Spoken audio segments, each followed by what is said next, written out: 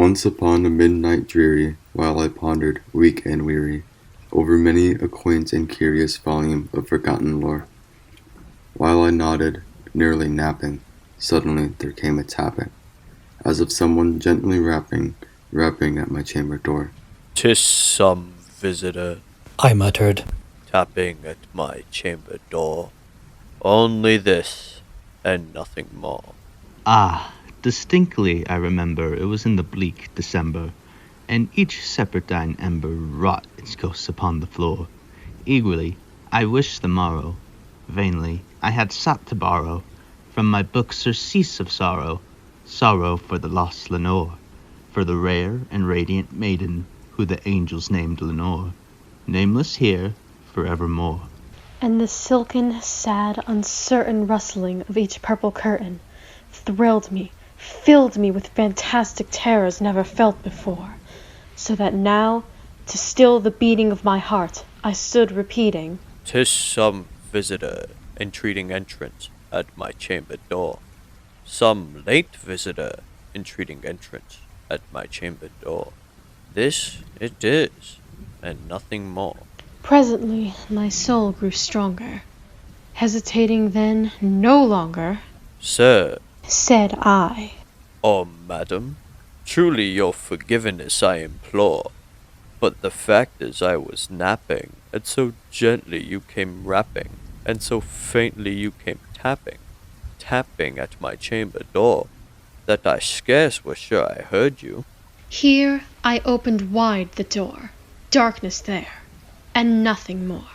Deep into that darkness peering, long I stood there, wondering, fearing, doubting, dreaming dreams no mortal ever dared to dream before. But the silence was unbroken, and the stillness gave no token, and the only word there spoken was the whispered word, "Lenore?" This I whispered, and an echo murmured back the word, merely this, and nothing more. Back into the chamber turning, all my soul within me burning, soon again I heard a tapping somewhat louder than before. "Surely, Said I, surely that is something at my window lattice. Let me see then where the rat is, and this mystery explore. Let my heart be still a moment, and this mystery explore. 'Tis the wind, and nothing more." Open here I flung the shutter, when, with many a flirt and flutter, in there stepped a stately raven of the saintly days of yore. Not the least obeisance made he, not a minute stopped or stayed he, but, with maid of lord or lady, perched above my chamber door. Perched upon a bust of Pallas just above my chamber door. Perched and sat, and nothing more. Then this ebony bird beguiling my sad fancy into smiling, by the grave and stern decorum of the countenance it wore. "Though thy crest be showman shaven, thou," I said, "art sure no craven, ghastly, grim, and ancient raven, wandering the nightly shore.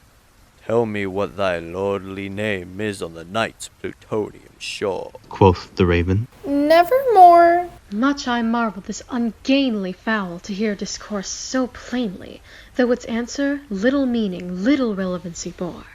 For we cannot help agreeing that no living human being ever yet was blessed with seeing bird above his chamber door.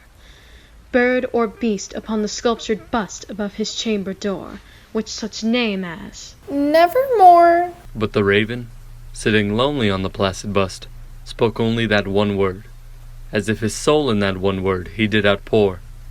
Nothing farther than he uttered, not a feather than he fluttered, till I scarcely more than muttered, "Other friends have flown before. On the morrow he will leave me, as my hopes have flown before." Then the bird said, "Nevermore." startled at the stillness broken by a reply so aptly spoken. "Doubtless," Said I, what it utters is its only stock and store, caught from some unhappy master, whom unmerciful disaster followed fast and followed faster, till his songs one burden bore, till the dirges of his hope that melancholy burden bore of never, nevermore. Let the raven still beguiling my sad fancy into smiling. Straight I wheeled a cushioned seat in front of bird and bust end door. Then, upon the velvet sinking, I betook myself to linking fancy unto fancy, thinking with this ominous bird of yore, with this grim, ungainly, ghastly, gaunt and ominous bird of yore, meant in croaking. Nevermore. This I sat engaged in guessing, but no syllable expressing, to the fowl whose fiery eyes now burned into my bosom's core. This and more I sat divining, with my head at ease reclining, on the cushion's velvet lining that the lamplight gloated o'er. But whose velvet violet lining with the lamplight gloating o'er? She shall press, ah, nevermore. Then, methought, the air grew denser, perfumed from an unseen censer, swung by seraphim whose footfalls tinkled on the tufted floor. Wretch, I cried. thy God had lent thee, by these angels he had sent thee, respite and nepenthe from thy memories of Lenore.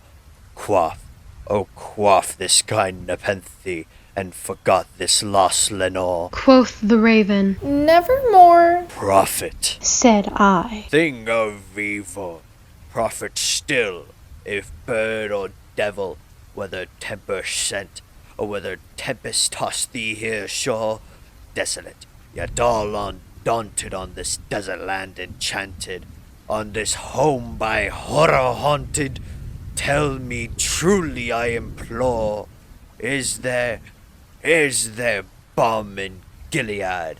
Tell me I implore. Quoth the raven, Nevermore. Prophet, said I. thing of evil, prophet still, if bird or devil, by that heavens that bends above us, by that God we both adore, tell this soul with sorrow laden, if within the distant Aden it shall clasp a sainted maiden whom the angels named Lenore.